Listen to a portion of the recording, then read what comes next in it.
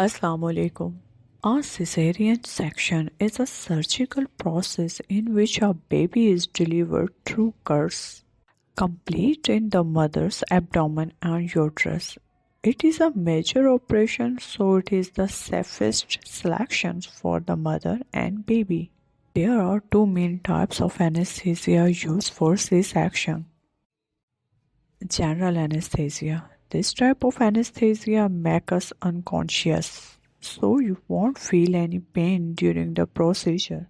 It is typically only used in emergency situations. Second, regional anesthesia. This is the most common type of anesthesia used for C-section.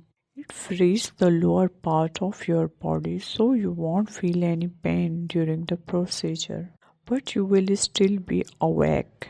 There are two main types of regional anesthesia. First, epidural anesthesia. Second, spinal anesthesia. Today's case, we will use spinal anesthesia. First, patient will be asked to sit or lie on her side with her back bent. This helps the anesthesiologist locate the correct spot in her lower back to insert the needle. Second, the anesthesiologist will clean patient back with an antiseptic solution and numb the area with a local anesthetic. Third, a thin needle is inserted into her lower back and guided through the tissues until it reaches the cerebrospinal fluid that surrounds her spinal cord. Fourth, once the needle is in the correct position, the anesthesiologist will inject medication into her cerebrospinal fluid. This medication numbs the nerves in her lower body, preventing you from feeling pain. Fifth, the needle is removed and a bandage is placed over the injection site. Do you know that during a C-section, 7 layers of the mother's abdomen are cut? First, skin layers.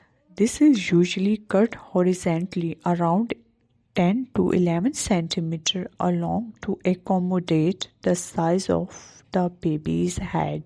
Fat layer, usually yellowish in color, also cut horizontally. Third, fascia layer. This is a tough, fibrous, connective tissue layer. It grips many things in place and it is also cut horizontally. 4. Muscle layer. Now most people think we cut through the muscle, but we actually don't. We separate them vertically and pull them out of the way. Don't forget to subscribe my channel. Peritoneum layer. This is a thin, clear layer that lines the abdominal cavity. It is cut vertically. 6. Layer.